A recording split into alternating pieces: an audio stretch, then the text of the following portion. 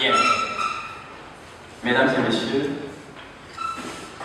c'est avec un réel plaisir que nous démarrons la cérémonie qui nous rassemble ce matin. Et c'est avec émotion que je prends la parole. D'aucuns peuvent me connaître. Il s'agit d'Alexis Bongo, journaliste à DRTV, présentateur de l'émission Homéostasie, la spiritualité des profondeurs, mais aussi et surtout à la radio sur 92.2, les émissions Convergence et Révolution culturelle, tous les lundis 19h30, et Tétragramme, où on parle de spiritualité.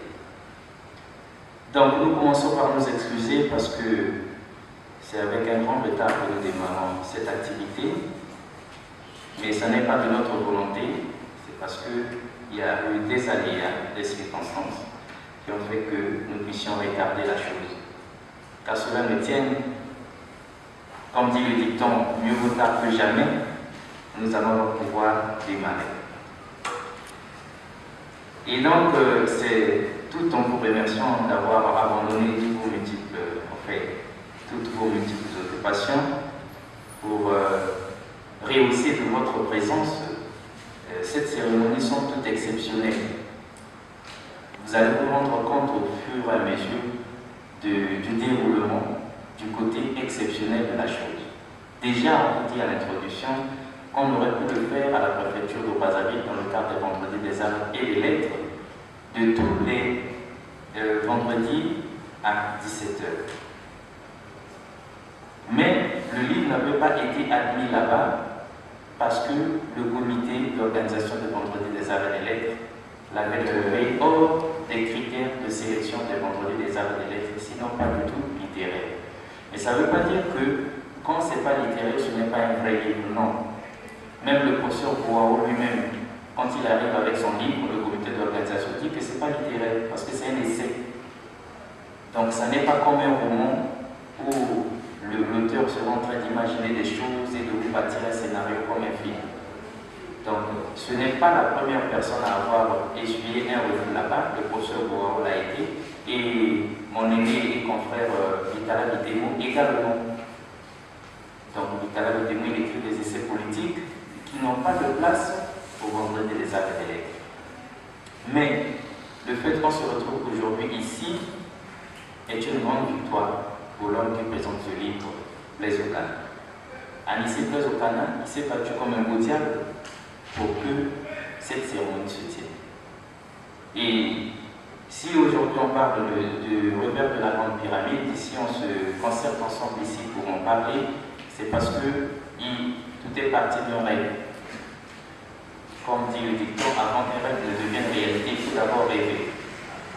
Donc il a su non seulement rêver, mais aussi se battre pour que ce rêve se réalise. Et donc aujourd'hui, nous constatons avec plaisir qu'il a atteint ses objectifs.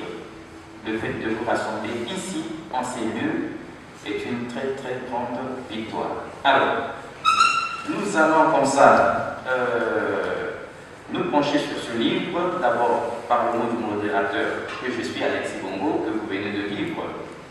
Je vais me faire aussi le plaisir, avec votre permission, de vous présenter rapidement le livre. Puis, il y aura le mot du spécialiste, parce que si le livre Le Repère de la Grande Pyramide n'avait pas été retenu au vendredi des arts et des lettres, ce n'est pas que ce soit mal écrit, non, c'est parce que le contenu est hors du commun.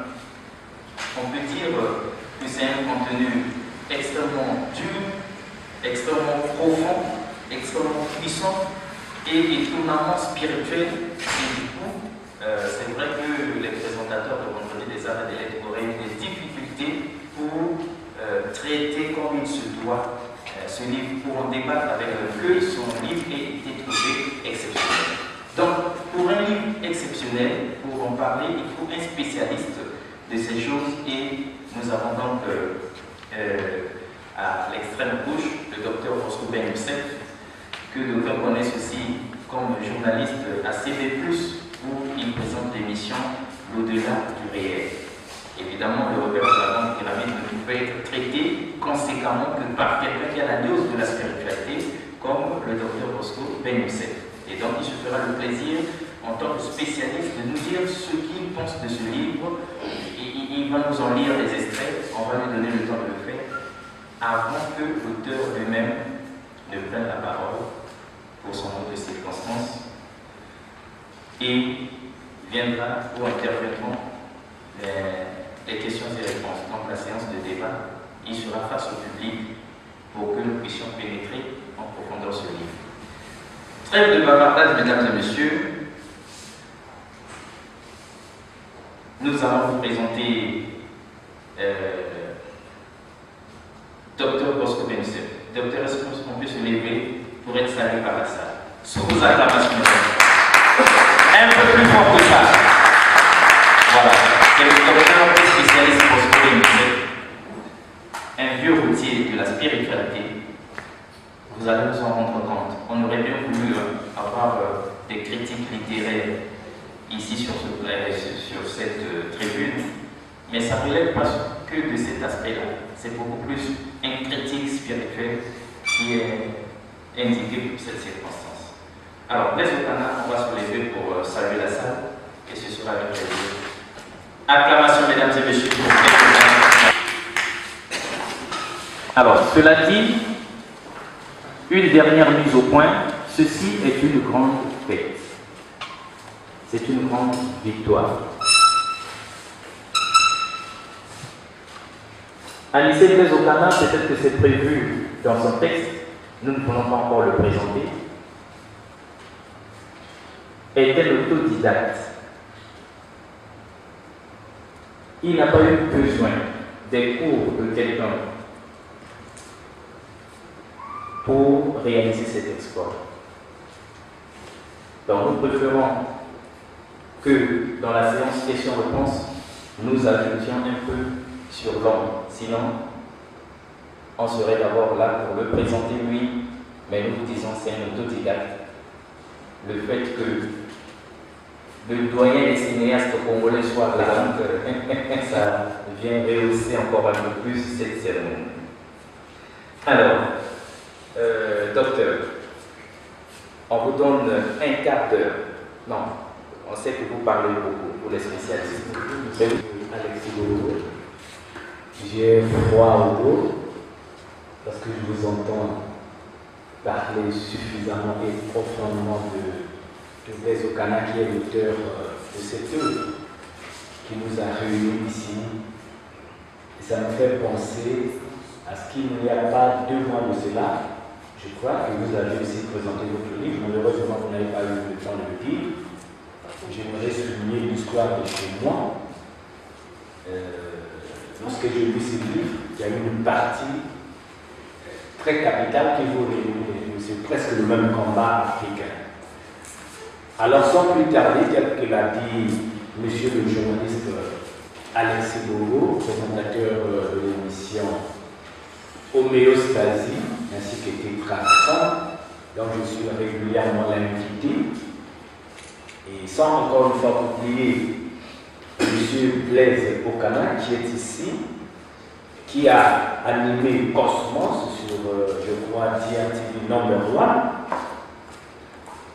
et moi qui est ici, présentement devant vous, Bosco Benissep, docteur, spécialiste des sciences et des religions comparées, philosophe et savant mystique. Je suis venu ici pour parler de ce livre qui m'a tellement ému, puisqu'on a essayé un peu de sillonner les rayons de la littérature ésotérique au Congo. On a l'impression qu'il y a seulement les Indiens dès qu'un Congolais écrit, du coup on a l'impression que ce n'est pas ça qu'il fallait dire. On s'attend à ce qu'il y ait seulement les Congolais sur les plans politiques. Alors, voici ce que cet homme écrit. Lorsque vous ne comprenez pas le fond d'un livre, vous allez le critiquer. En fait, la critique, elle est libre. Vous êtes libre de critiquer. Il dit ceci: le présent ouvrage se veut un cadre de réflexion. Alors, lorsque vous n'allez pas réfléchir, problème va démarrer. Nous, les Congolais, nous n'avons plus réfléchir. Alors qu'il faut réfléchir. D'analyse, ces définitions de caractère et la nature des rapports d'échange existant entre les différents foyers extraplanétaires. Alors, le président et présentateur écrivain de ce livre veut tout simplement prouver avant ceci. Lorsque nous ne comprenons pas que sur cette terre, nous ne sommes pas seuls, la spiritualité n'est pas forcément mono-conception. Ce n'est pas une conception réservée qu'à une seule personne. Il faut interagir sans savoir. Parce que la réponse peut-être même pas forcément entre ses mains, elle peut se retrouver ailleurs. Alors il va plus loin. Il dit ceci: en toute chose et en toute science, il y a la tridimensionnalité. Voici comment il présente son livre. Il dit ceci: il y a la dimension scientifique, il y a la dimension mystique et il y a la dimension émotionnelle. Les trois dimensions qui font le sens de l'homme. Je le prends. C'est là où le problème commence. La dimension scientifique, la dimension dogmatique, on va appeler ici, c'est-à-dire mystique, ainsi que la dimension émotionnelle.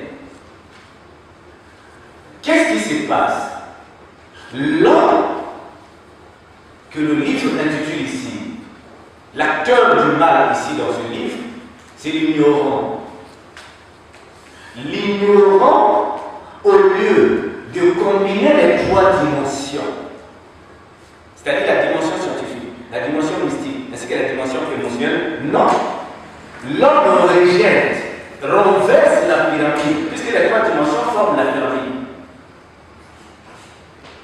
Il y a le sommet qui est là, la science, vous avez le mystique et vous avez les émotions. Vous avez le triangle équilatéral de 60 degrés, 60 degrés. L'égalité. Alors cet équilibre, l'ignorant vient briser ce qui devait faire le sens de l'homme. En renversant la pyramide, en négligeant le sens de la réflexion des choses, c'est-à-dire la science. L'homme bannit la science.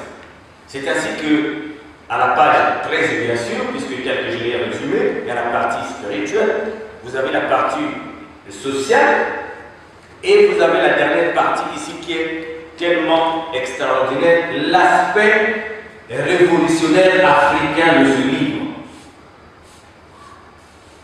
C'est très important à le souligner puisque au chapitre 26, il parle de l'Afrique et Dieu. Alors, qu'est-ce qui se passe pour vous donner l'aspect encore une fois très capital? La tridimensionnalité, le côté scientifique, le côté mystique, le côté émotionnel. Alors, l'homme devrait maîtriser les trois. Il brise la colonne vertébrale de ce qui va lui donner comment reconnaître lui-même. Page 14 dit ceci: quand apparut le sage alchimiste, devrait reprendre les choses, puisque selon le président Blaise Okana, l'alchimiste ici c'est qui? Je vais anticiper peut-être. Il y a eu une civilisation brillante égyptienne.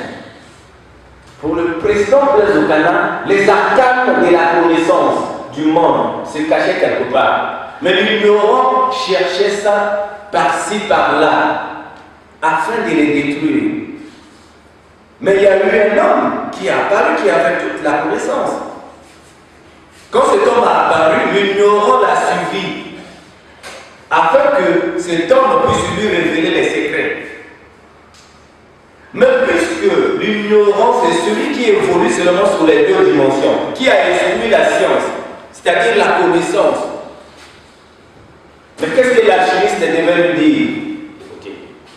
Quand apparut le sage, il devait reprendre les choses. Celui-ci fut combattu par l'ignorant qui voulut tout savoir de lui. Le sage maître alchimiste voyait dans son art la source de toute existence. C'est très capital. La source de toute existence. C'est là où ce livre pose la problématique la plus difficile. Réconcilier le mystique, l'émotionnel, c'est-à-dire la psychologie, avec la science. Avec la science. Vous pouvez lire tous les livres. C'est difficile de voir les impensés majeurs refaire surface. C'est difficile. Au page 14, il dit ici, quand apparut le sage alchimiste, devrait reprendre les choses, puisque, selon le président Blaise Okana, l'alchimiste ici c'est qui? Je vais anticiper peut-être. Il y a eu une civilisation brillante, égyptienne. Pour le président Blaise Okana, les arcanes de la connaissance du monde se cachaient quelque part. Mais l'ignorant cherchait ça par-ci, par-là, afin de les détruire. Mais il y a eu un homme qui a apparu, qui avait toute la connaissance. Quand cet homme a apparu, l'ignorant l'a suivi, afin que cet homme puisse lui révéler les secrets. Mais puisque l'ignorant, c'est celui qui évolue seulement sur les deux dimensions, qui a exclu la science, c'est-à-dire la connaissance. Mais qu'est-ce que l'alchimiste devait lui dire? Quand apparut le sage, il devait reprendre les choses. Celui-ci fut combattu par l'ignorant qui voulut tout savoir de lui. Le sage maître alchimiste voyait dans son art la source de toute existence. C'est très capital. La source de toute existence. C'est là où ce livre pose la problématique la plus difficile. Réconcilier le mystique, l'émotionnel, c'est-à-dire la psychologie, avec la science. Avec la science. Vous pouvez lire tous les livres. C'est difficile de voir les impensés majeurs refaire surface. C'est difficile. Au page 14, il dit ici, quand apparut le sage alchimiste, devrait reprendre les choses, puisque, selon le président Blaise Okana, l'alchimiste ici c'est qui? Je vais anticiper peut-être. Il y a eu une civilisation brillante, égyptienne. Pour le président Blaise Okana, les arcanes de la connaissance du monde se cachaient quelque part. Mais l'ignorant cherchait ça par-ci, par-là, afin de les détruire. Mais il y a eu un homme qui a apparu, qui avait toute la connaissance. Quand cet homme a apparu, l'ignorant l'a suivi, afin que cet homme puisse lui révéler les secrets. Mais puisque l'ignorant, c'est celui qui évolue seulement sur les deux dimensions, qui a exclu la science, c'est-à-dire la connaissance. Mais qu'est-ce que l'alchimiste devait lui dire? Quand apparut le sage, il devait reprendre les choses. Celui-ci fut combattu par l'ignorant qui voulut tout savoir de lui. Le sage maître alchimiste voyait dans son art la source de toute existence. C'est très capital. La source de toute existence. C'est là où ce livre pose la problématique la plus difficile. Réconcilier le mystique, l'émotionnel, c'est-à-dire la psychologie, avec la science. Avec la science. Vous pouvez lire tous les livres. C'est difficile de voir les impensés majeurs refaire surface. C'est difficile. Que cela soit en philosophie, que cela soit en anthropologie, en sociologie, ainsi de suite, l'homme ne s'en sortira pas. Socrate l'a dit. Connais-toi toi-même. C'est le sens de toutes les religions. C'est le sens de toutes les spiritualités, c'est le sens de toutes les philosophies. Alors, l'apôtre de la première dimension, Monsieur Blaise Okana vient dire ceci. C'est tellement important à le souligner. Il revient cette fois-ci pour dire ceci. Mais le sage, le philosophe, le mathématicien, on va dire encore une fois le scientifique, c'est qui? C'est celui qui vient réveiller ce que les autres ont négligé. La chimie quantique, puisque ici, à l'intérieur, il va vous développer, il va vous parler de l'ADN, il va vous parler de mitochondrie, il va vous parler de beaucoup de choses. C'est-à-dire, je touchais d'abord l'origine de l'homme, qui est l'alchimiste, sous les intrigations de l'ignorant, a caché ce savoir. Aujourd'hui, voici son apôtre, qui vient ici afin de recadrer les directions de l'existence ainsi que de l'essence de la vie de l'homme. Voilà un peu, par rapport à mes 10 minutes, voilà un tout petit peu ce que cet homme a voulu dire, tel que l'a souligné monsieur le modérateur, étant autodidacte, avec les mots les plus simples, mais difficiles à pénétrer par les esprits simples. J'aimerais que lorsqu'il va vous répondre à certaines questions, nous allons pénétrer dans le livre afin de vous lire les chapitres et compléter vos attentes. Merci. Vous l'aurez compris, mesdames et messieurs, que ce livre avait une toute autre dimension. En fait, c'est une dimension spirituelle. Nous avions réservé notre présentation, celle formelle, celle de surface, nous l'avions réservée après le spécialiste pour qu'il donne le temps. Et nous nous étions limités à dire qu'Anissé Blaise Okana était un autodidacte. En fait, maintenant que le spécialiste a parlé, nous pouvons ajouter quelque chose. Qu'est-ce qu'on va ajouter par exemple? Aujourd'hui, celui qui nous rassemble ici est un écrivain. Un vrai écrivain. C'est vrai que le monde est habitué à Tati Lita, Henri Lopez et Alain Mamoncourt, ceux qui le connaissent déjà. Sinon, le général Benoît Ndelebolo, avec ses livres, c'est 7 ou 8 livres, le ministre Henri Dongo. Mais Anissé Blaise Okana est un écrivain. Il est désormais à considérer parmi les écrivains congolais. Non, mais c'est vrai. C'est le quelqu'un qui a réalisé son rêve de par ses propres forces. Et c'est un exemple à suivre. Nous aurons, comme le docteur Bosco Benicef a ajouté des choses au fur et à mesure, quand il va de la salle. Mais ce qu'on a ici, c'est selon ton étoile, ton destin, selon ce que vous êtes. C'est ça. Et donc, c'est tout à votre honneur. Et donc, ce sont eux les privilégiés qui devaient avoir les prémices de vos explications à dire. Donc, mais que nous allons dire après que vous ayez parlé pour permettre à ceux qui sont là d'être face à l'écrivain à l'honneur, Anissé Blaise Okana. Bonjour à tous. En ce jour du 13 novembre 2014, le temps me permet l'honneur de réunir dans cette salle de conférence du Centre culturel russe en fin de cette matinée pour vous présenter l'œuvre de l'esprit qui a pris presque toute ma vie. Les deux messieurs que je prends dans deux extrémités ne sont pas des personnes avec lesquelles on fait des méditations comme ça. C'est des gens avec qui on avait des luttes.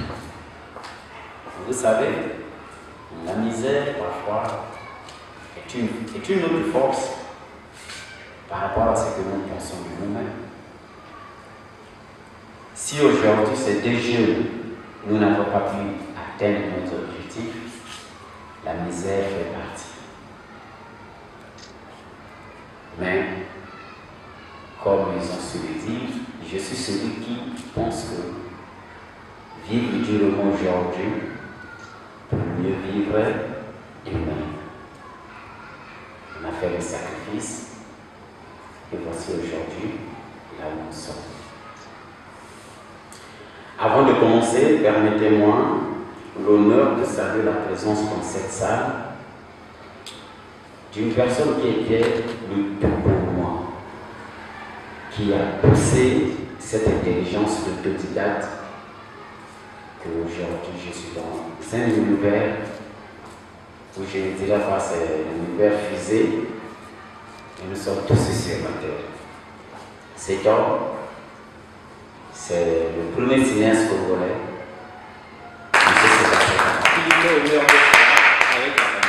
Il y a 20 ans. À l'époque, il était directeur de production. Je lui présente le scénario. Il prend le scénario, mais il n'a pas regardé la partie formulation, comment on écrit une phrase. Mais il avait regardé dans ce scénario quelque chose que moi-même je n'avais pas vu. Le fond. Et c'est le même fond que ce monsieur a exploité et qui a donné aujourd'hui le fruit que je suis. Je pense qu'aucun professeur au monde ne pouvait faire le travail que l'homme l'a fait. Il me demandait parfois des choses où, quand j'arrive chez moi à la maison, je dis à ma femme, mon Dieu a fait le programme à 40 sous. Mais lui, il savait que je pouvais arriver là. Il dit, va faire. Et quand je lui présente ce que je fais, abracadabra, il a toujours apprécié. Et voilà comment, en poussant mon cerveau plus loin, M. Kamba a pu donner un nom que je suis. Je pourrais dire, c'est un grand architecte des consciences. Dans cette salle, également, nous avons la présence de l'excellence Roger Okola, qui, pendant que j'avais la présence de l'ambassadeur Roger Okola, au moment où les idées étaient en pêle-mêle, au moment où le bateau n'avait pas de rames, la pirogue n'avait pas de rames, l'homme était à bout du souffle. Et voilà.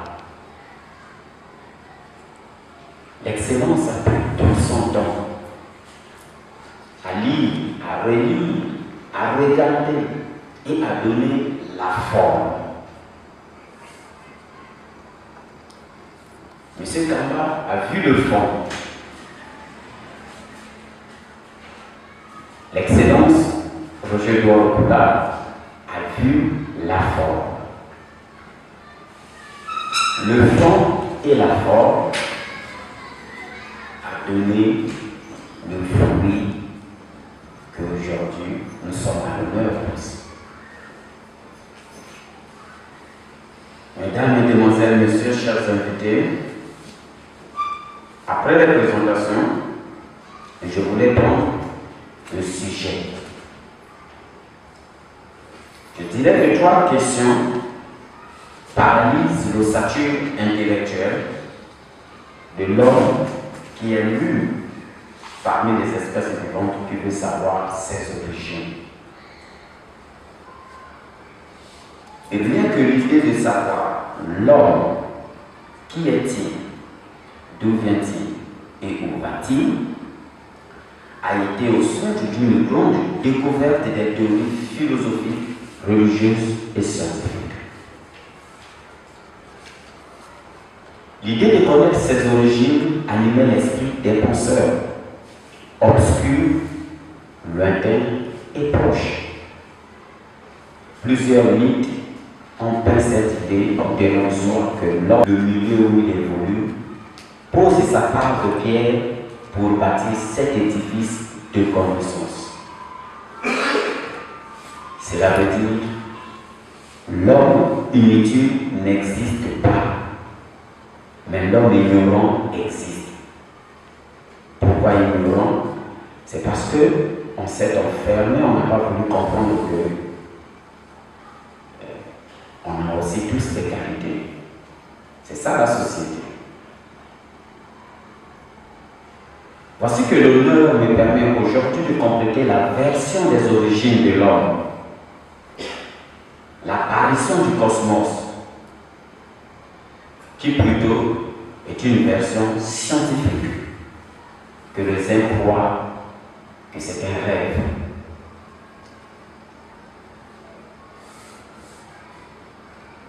Lorsqu'on respecte la personne, on respecte également son histoire. C'est lui qui efface l'histoire. C'est qu'il n'a pas besoin d'être respecté, soit respecté. Comme avait dit un président français, l'Afrique n'est pas ton histoire. A-t-il raison ou a-t-il tort? Parce qu'il n'y a jamais aucun Africain qui a posé les grandes questions. Pour être grand, il faut poser les grandes questions. C'est pour cela que le plus grand combat que ce livre a engagé, c'est le mur de l'ignorance qu'il doit détruire. L'homme africain est dans l'histoire, mais lui-même ne sait pas qu'il est dans l'histoire. Je disais que le respect de la personne part d'abord de son histoire. C'est comme la culture. Un homme sans culture, c'est un homme mort. Il ne vit que d'un sens. De l'autre côté, il ne peut plus exister. Avoir le courage de dire la vérité est une vertu. Mais ne pas le dire est une condamnation. Voilà pourquoi aujourd'hui, nous allons dire la vérité. La pensée d'Élis nous a fait pondre la création, qui est aujourd'hui ont mené plusieurs milliards de personnes dans la perdition, je pourrais dire, le plus absolu. La pensée darwinienne a conduit l'évolution par des méthodes d'adaptation que jusqu'aujourd'hui, nous n'arrivons pas à trouver les pièces du trésor. La pensée raélienne a résumé les deux théories dans une version scientifique en plaçant l'équipe de Yahvé au cœur d'un génie génétique après avoir maîtrisé parfaitement l'ADN qui est acide désoxyribonucléique. Toutes ces pensées sont les carreaux du peseur qui constitue la grande pyramide de l'homme. Le livre Le revers de la grande pyramide dit que la vie n'est pas l'œuvre de Dieu. Elle n'est non plus l'œuvre de l'évolution Darwin, ni celle de la création scientifique en laboratoire.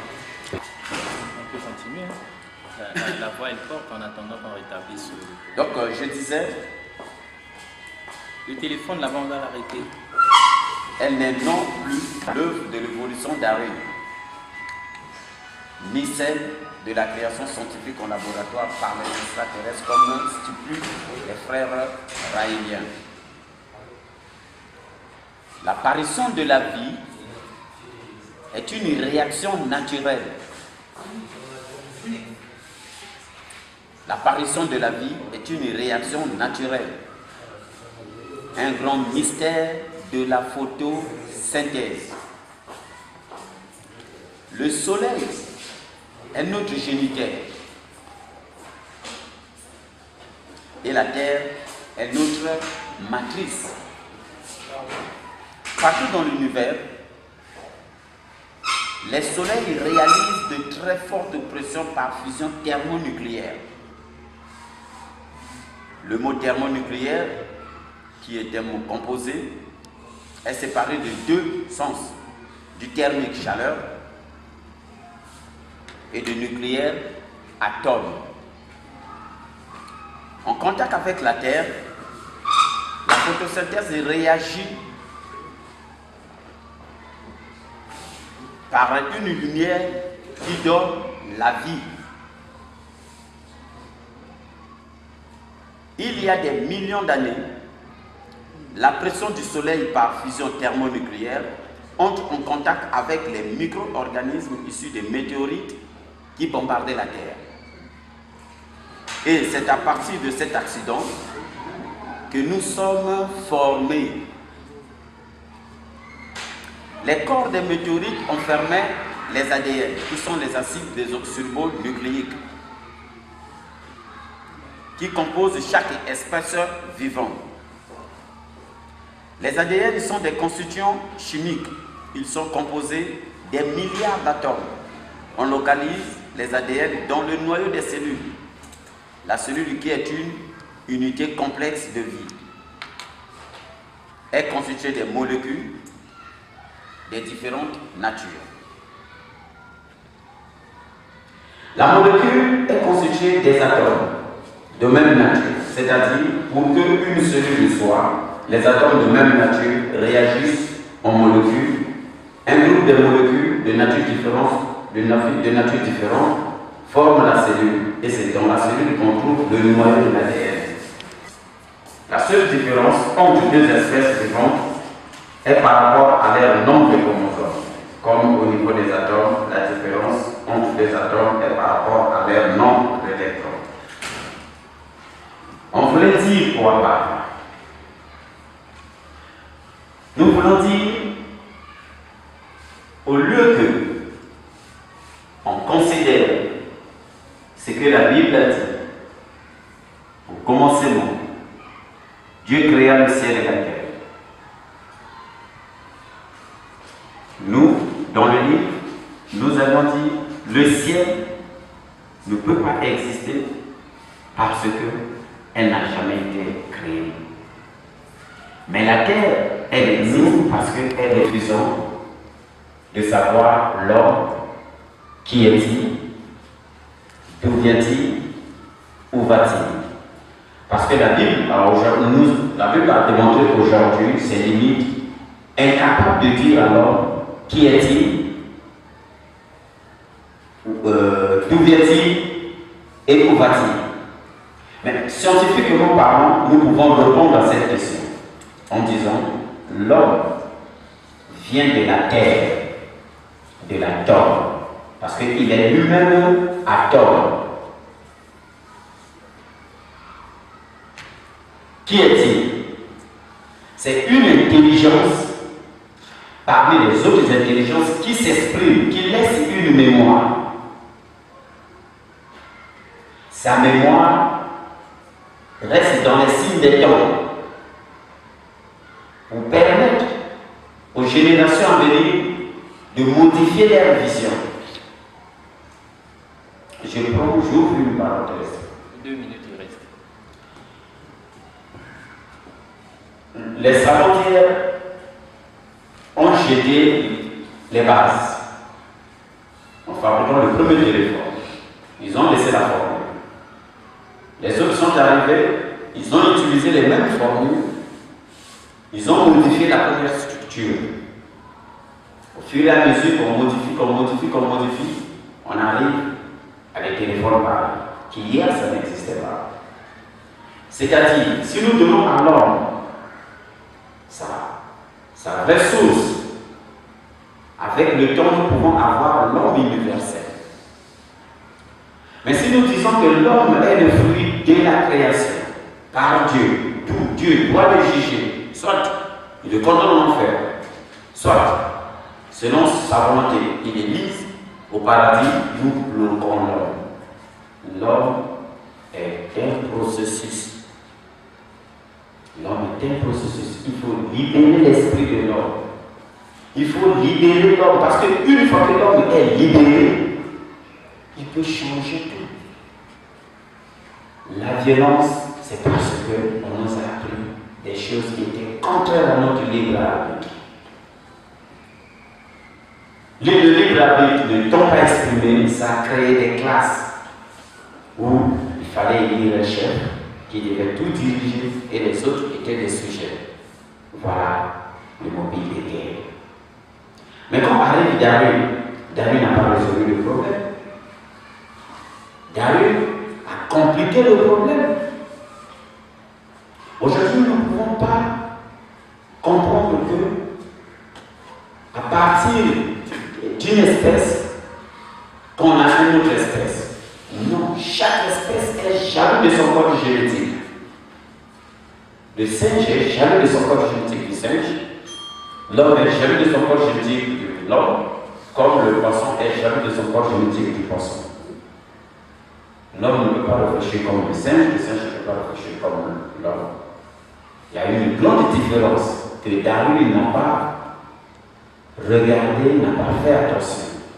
Aujourd'hui, les Darwiniens soutiennent la théorie selon laquelle nous venons par l'évolution avec un ancêtre lucide.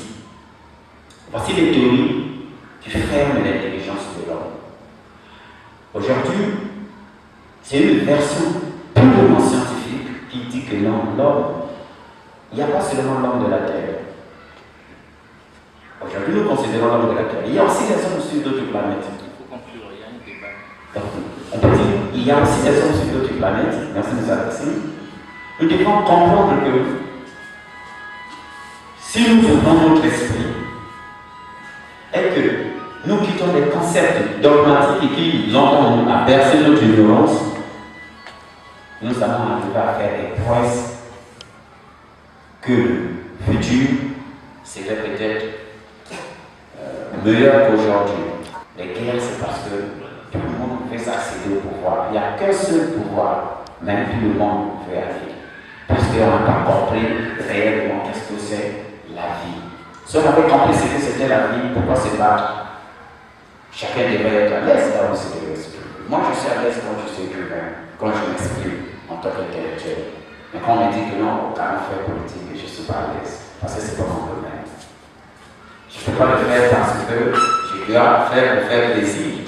Mais je le ferais si c'était ma vocation. Comme c'était ma vocation, je ne peux pas le faire. Donc il fallait, l'homme conscient pense chaque problème par rapport à ses compétences. C'est ça la société. On laisse la science scientifique, la religion religieuse, mais l'idée dans l'esprit de l'homme. Que l'homme soit un homme libre de penser. Donc voilà, en un mot, ce que j'avais. Dans son mot de circonstance, sans doute profond. Et bien donc, c'est à nous d'avoir une séance de questions et réponses avec lui. C'est à nous d'ouvrir le débat pour comprendre en profondeur son livre et le message qui est le sien.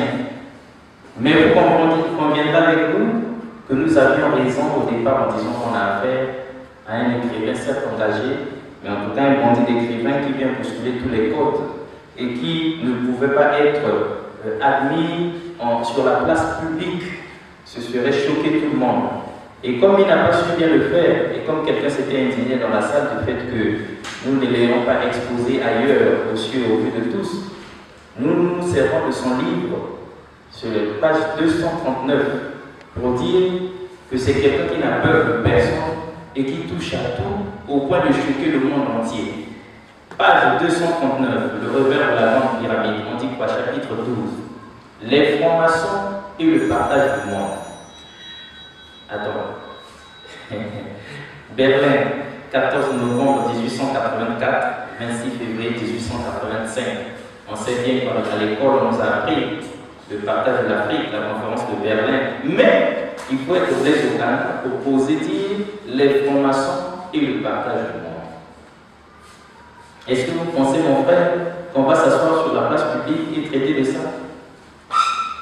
Il dit la franc-maçonnerie, une histoire aussi vieille que le monde. Elle commence quand les hommes avaient atteint un niveau de connaissance considérable. Il est qui pour dire tout ça? Donc il pose une problématique ontologique. Il est qui, lui, pour dire ça? Il était où quand ça avait commencé? Est-ce qu'il savait? Pourquoi ce temps, nous tous nous ignorons, lui il en parle? En principe, toutes les connaissances des hommes au sujet de la franc-maçonnerie ne suffisent pas pour qu'on parle de la franc-maçonnerie avec tant d'optimisme. Être franc-maçon n'est pas un engagement local mais universel. Nous étions à votre place que nous nous poserions la première question, est-ce qu'il est franc-maçon? Être franc-maçon n'est pas un engagement local mais universel. On n'adhère pas à la franc-maçonnerie en devenant un frère maçon, comme cela se passe actuellement. Mais on se découvre. On a des capacités de réaliser des grandes choses.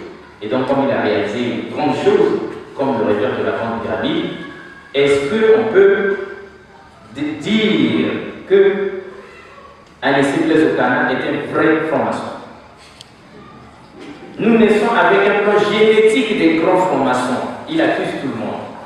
Et de manière scientifique. Nous avons tous des gènes de la franc-maçonnerie. Donc on se demande si vous pesez ces mots-là. Nous naissons avec un plan génétique des grands francs-maçons pour accomplir des missions à travers le cosmos. Moi qui vous parle, heureusement qu'il répond, je suis un frère maçon qui a traversé plusieurs incarnations.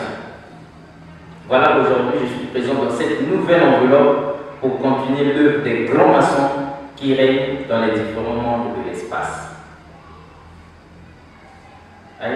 Ça reprend la question de mon frère, mais Alexis Bongo, pourquoi vous n'avez pas permis à Blaise Okana d'exposer au vendredi des arts et des lettres? Et heureusement que tout le monde n'est pas venu. Parce que même ceux qui viendraient de chez eux avec ton idée et à Blaise Okana qui présente son livre, ils repartiraient choqués. C'est un grand risque. Et donc ici, l'homme, on l'aime beaucoup, il est courageux, il dit ces 4 vérités sont passées par 1000 chemins. Il nous dit le soleil est notre géniteur et la terre notre matrice. Il nous ramène à l'Égypte antique. Le culte du soleil. Nous sommes le résultat d'un accident de météorite. Il conteste carrément l'idée d'un Dieu créateur de l'homme. Et au lieu d'apposer la théorie de l'évolution de Darwin, il rejette tout ça aussi en bloc.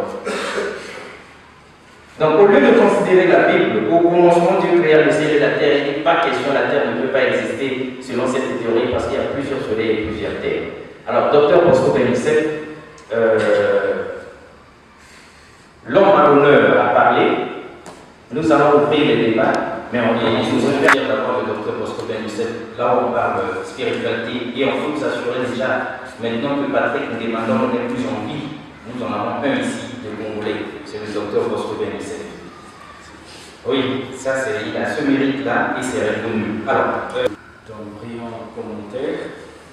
Alors, monsieur Okana Blaise, le savant est celui qui possède la totalité du savoir. Dans la mesure incalculable des possibilités. On ne peut pas prétendre être savant et érudit. En fait, venez présenter un livre comme ça. Et si on n'a pas un savoir incalculable sur la mesure des possibilités, il faut l'être. Il faut l'être. Vous savez, on n'est pas assez nombreux ici. On ne serait pas peut-être désolé. Mais retenez une chose. Tout homme est scientifique. Retenez ce que j'ai dit au début ici. Le livre avait 3 axes et il y avait l'examination fonctionnelle pour ne pas appeler ça psychologique. Il dit ceci. Les hommes, au lieu de commencer par la tête de la pyramide, se sont rués sur les 2 autres points, sur la religion et les émotions. Maintenant, lui, il vient pour ramener ce que les autres devaient faire au début, en principe. Dans la religion, l'homme a dogmatisé sa pensée. Voilà pourquoi, dans sa façon d'éclairer les choses, il vous prouve que Dieu, il faut le mettre de côté. Darwin a instrumentalisé le comportement de l'homme. C'est un psychologue maquillé, n'est-ce pas, qui instrumentalise l'ignorance de l'homme, qui fait réfléchir l'homme comme un animal. Lui, il déjoue ce côté mécanographique de l'homme.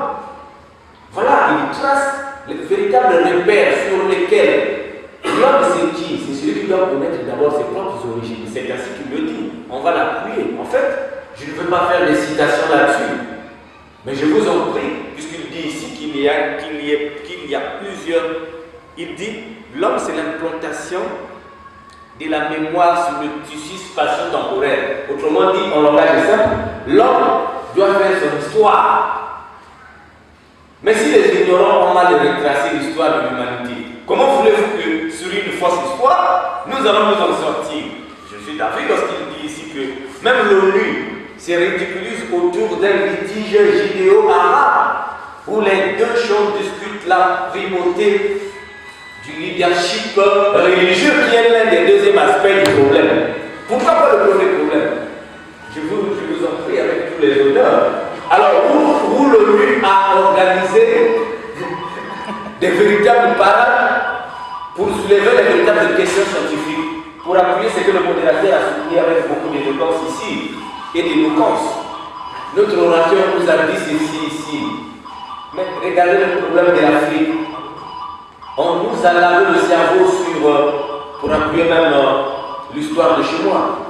On nous a bombardé inutilement avec des concepts tels que le réchauffement climatique, ainsi de suite. Vous venez les ajustements structurels. Oui, on voit des telles poubelles de réflexion sur le continent africain. Mais ce monsieur vient de dire tout ça là, c'est pour générer les émotions dans les humains. Alors, quelle est la place qu'on réserve à l'homme africain? C'est ainsi que, pour l'appuyer sur ça, il a dit qu'il existe plusieurs terres. Alors pour ça, je vais ici lire une citation de l'un des plus grands savants qui a travaillé, Calvin, bien sûr, il a travaillé avec les grands penseurs de ce monde tels que les Einstein. Il dit ceci: nos corps sont constitués de vastes amas d'atomes. Pour appuyer sa théorie selon laquelle il n'y a pas qu'une seule terre. Nos corps sont constitués de vastes amas d'atomes. Et c'est la façon dont ceux-ci sont combinés dans l'espace qui détermine qui nous sommes et ce que nous sommes. Et par là, plus la combinaison est complète, plus il faut aller loin pour retrouver à l'identique les hommes qui peuvent nous rassembler, pour ressembler à la fois. Donc l'hypothèse n'est pas exclue qu'il y ait plusieurs terres encore plus loin. Pourquoi? Pour retrouver les hommes qui nous ressemblent, il faut aller plus loin et voyager dans l'univers. Nous n'avons pas encore les instruments appropriés pour le faire. Les scientifiques réfléchissent tout autour de ça. Donc cette hypothèse, les grands scientifiques le soutiennent là. Elle n'est pas exclue. Ils ne nous ont brûlé pas cette hypothèse. Pourquoi? Parce qu'elle retrace les véritables origines de l'homme. Voilà, c'est à quoi j'avais besoin de compléter, monsieur le journaliste.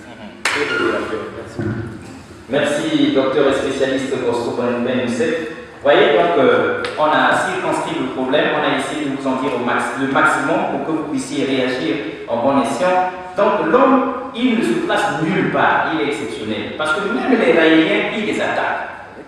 Il attaque la pensée raélienne sans craindre le grand prophète Raël, le prophète du futur. Et pourquoi il a ce courage? Parce qu'il dit, pour être grand, il faut poser de grandes questions. Et on se rend compte que ce n'est pas un écrivain, mais aussi un bandit d'écrivain, un écrivain extrémiste, un écrivain à mettre à part, un autre Tikaya Otansi ou Soni Lamutansi des temps actuels. Parce que ses écrits choquent. Donc, avec Anissé Blaise Okaka, on est devant le verre rempli, à moitié rempli, qui veut dire aussi à moitié vide. Et la preuve, la salle est à moitié remplie et à moitié vide. Donc, le fait qu'il n'ait pas été à la Biennale des Arts et des Lettres ne voulait pas dire qu'ils avaient écrit des choses qui ne valaient pas la peine d'être présentées en public, ce qui a fait créer au scandale qu'on va écrire assez là-bas. Alors, qu'est-ce que Anissé Blaise Okaka nous dit dans son livre qui choque? Les Africains et Dieu, page 26. Nous vous lisons ça avant que nous le blanc à la table de monde avec ses ongles blancs. Le diable est un vieil homme noir, donc un vieil homme noir qui porte des cornes sur la tête et des pieds en sabot avec ses ongles noirs africains.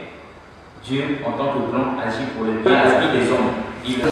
Voici de telles illustrations qui font l'honneur des enseignements religieux. Personne au monde ne pense dénoncer cette insulte. Et c'est lui qui le dit. Faites au grand jour par les religieux qui se disent hommes d'amour. Il les accuse, il n'a pas froid aux yeux.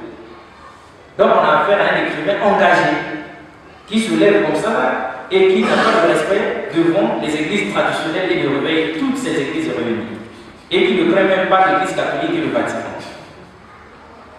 Voilà pourquoi on a dit qu'on a affaire à un bandit d'écrivain, mais de très bonne manière, de la facture de Tikaya Outansi et les autres, de Sonny Lapoutansi. Il dit, grand nombre des Africains partagent cet avis. Les Africains préfèrent vénérer les saints blancs ou le doux mystique du Christ, Mahomet, le batailleur et le sage Confucius. Des personnages qui sont adorés comme les messagers de Dieu, Père créateur de l'humanité. Les Africains sont convaincus, là il parle de nous, c'est-à-dire il dit ce que nous sommes. Les Africains sont convaincus de l'histoire qui ne fait pas allusion aux dieux, ni aux divinités bienfaisantes de l'Afrique. Pourtant, ces histoires n'ont jamais fait allusion aux sages africains, aux prophètes africains, aux génies africains, ni aux messies africains. C'est une sorte de négritude qu'il est en train de revendiquer là, de nous faire voir. Ce que ces histoires racontent de l'Afrique, c'est du fétichisme et de la sorcellerie. Tous laissent entendre qu'en Afrique, la connaissance ne résulte que les éléments négatifs. Aussi vrai, les qualifications propres à l'enfer sont attribuées à la spiritualité africaine. Et le gars, il est très très bandit. Quelque part, nous l'avons vu, on ne sait pas si on va le retrouver pour ne pas abuser de votre temps, mesdames et messieurs, où il dit le génie des Occidentaux a inventé Dieu. Donc là, il contexte même l'existence de Dieu. Extrémistes de tous bords. Les chrétiens vont dire, les chrétiens, les croyants vont dire qu'il est contre eux, et les athées vont dire eux-mêmes. Parce que là, il dit le génie des Occidentaux a inventé Dieu. Un personnage doté de pouvoirs qui vont même à diminuer ceux de l'homme. Le génie des Africains n'a rien inventé depuis que leurs ancêtres avaient fabriqué le tartare, la pirogue, le mortier, la roue, le rafia, etc.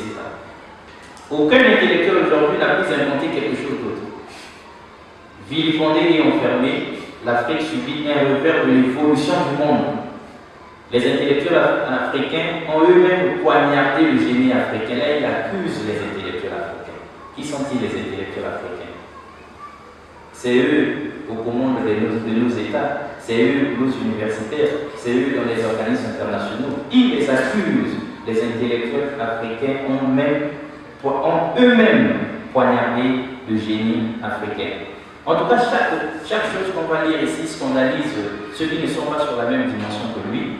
Voilà pourquoi je disais à mon frère là-bas, un tel livre, est-ce qu'on peut protester s'il n'est pas traité au vendredi des arts et des lettres à la préfecture? Est-ce que le public qui est là-bas est à même de comprendre que l'homme est un champ électromagnétique? Son corps réagit aux forces du cosmos. Il appréhende sa vie comme il la dessine dans son esprit. Sa vie n'est que le retour de tout ce qu'il pense de lui-même. Ses convictions, selon la manière qu'il voit le monde, façonnent son existence. Son libre arbitre, qui est un état naturel, lui impose un choix de la vie. Comment autant-il orienter sa vision? Or, si le libre arbitre est corrompu et que l'homme refuse de l'écouter, il se produira un chaos dans le cerveau. Mon frère, c'est à la portée de tout le monde. Donc, c'est ainsi Blaise Fokana. Eh bien, les invitations avaient été lancées, on le connaît, on sait qui vous êtes. Vous avez toujours été bouillant depuis l'enfance. Et vous avez toujours essayé de faire les choses, même qui ne relèvent pas de votre compétence, de vos compétences, de vos aptitudes. Et vous êtes toujours parvenu à le faire. Et on sait que ce monde-là n'a pas été averti à temps. Non. Moi-même, je l'ai été hier soir. Sans qu'on me dise l'heure. Et pendant la biennale des arts et des lettres, il y a eu les portraits des écrivains congolais étalés dans la salle. Et nous avions fouillé partout, nous n'avons pas vu Anissé Blaise Fokana. Cela ne veut pas dire qu'il n'avait pas écrit, qu'il n'existait nulle part. Il existait, mais dans une toute autre dimension. Une dimension supérieure, certainement, à toutes les dimensions proposées par les écrivains congolais à ce jour. La preuve, l'homme nous présente un livre où on peut lire Anissé Blaise Fokana, l'auteur de Revers de la Grande Pyramide, et quand on se penche sur les éditions Fokana. Ah, là, c'est produit par en compte d'auteur. Et là, c'est à l'imprimerie copie plus, pardon, c'est imprimé à compte d'auteur, ça revient tout de même. Ça n'exclut pas le fait que nous ayons dit qu'il a été du début à la fin de cet ouvrage. Et même s'ils ont pris le relais là-bas, voilà ce que nous lisions au départ, les éditions au Ghana. Et donc, du coup, ça souligne des traits de caractère extraordinaires. Comment pouvait-il concevoir un livre, le réaliser, concevoir une couverture et même oser nous dire les éditions au Ghana? Nous le conseillerions même de garder désormais ça. C'est une label. Et donc, il précise de manière péremptoire: nous refusons la théorie de la création de l'homme par Dieu. Donc, voilà, écrivain, un vrai écrivain de son état, que nous allons nous employer à montrer à la face du monde. Et nous allons nous battre, nous vous le promettons, pour demander au comité d'organisation des vendredis des arts et des lettres toute son indulgence pour que, au nom de la liberté d'expression, que ce livre soit présenté sur la place publique. Quitte à susciter des débats houleux, mais il vaut mieux que ça se fasse. Parce qu'au XXIe siècle, ce n'est pas normal que l'on puisse endiguer encore, bâillonner des gens qui veulent pleurer. Et parler. Donc, Anissé Blaise Okana, dans son livre, est ce géant-là, courageux, qui se permet de compléter la version des origines de l'homme et du cosmos tel qu'il est dit lui-même. Et donc, on peut dire qu'on a affaire à un savant qui conteste même Darwin. Et donc, il nous impose sa vérité. Et on le voit d'ailleurs installé à la 4e de cour. Il n'a pas froid aux yeux. Tout est expression, tout est message dans ce livre. Et donc, c'est lui qui est tout à votre disposition. La liste est ouverte. Les 5 premiers intervenants. On va le faire rapidement parce que le temps va à votre souhait. Oui, monsieur. Ayamou. Raymond, monsieur Raymond. Merci. D'abord, je félicite l'auteur parce que là, je suis venu par rapport à l'invitation de ma structure, la Chambre de commerce. Donc, je suis directeur de la communication et de l'informatique au sein de la Chambre de commerce. Donc, l'invitation était adressée à Monsieur le Président Paul Zambie, malheureusement, il est en déplacement. Donc, là, franchement, je me réjouis que ce soit moi qui représente la structure et de découvrir l'auteur que malheureusement j'ai pas encore lu le livre, donc je me réserve d'apporter des critiques sur le livre. D'autant plus que dans peu de jeux, si j'ai compris. La première question, je dis, est-ce que ce livre est dédié au plus lambda ou bien il livre même aux initiés? Parce que déjà. Est-ce que le livre est? Le livre c'est pour le public, c'est écrit pour le public lambda ou bien profane, comme on dit. Est-ce que c'est susciter la réaction des initiés? Ou bien l'auteur va préciser. Bon, la deuxième question, c'est si c'était pas je crois que c'est le docteur qui a dit que d'habitude on nous présente des livres soit de la politique et un peu des livres dramatiques, mais aujourd'hui c'est pratiquement le livre spirituel et c'est ce qui manque un peu dans notre pays. Parce que tout en que de la politique, les gens en ont marre un peu de la politique, mais il faut un peu ce qui est quelque chose de l'esprit. Pour l'instant, je m'arrête. Merci. Monsieur le doyen de ces cinéastes-là. Monsieur Combat n'était pas là quand la liste était ouverte? Non, je ne sais pas. Ah, bon, vous excuse. Allez-y. Monsieur l'ambassadeur répondra avec sa permission. Ma question est simple. Donc, je voulais que l'auteur nous explique en détail qui est l'ignorant. Je vous remercie.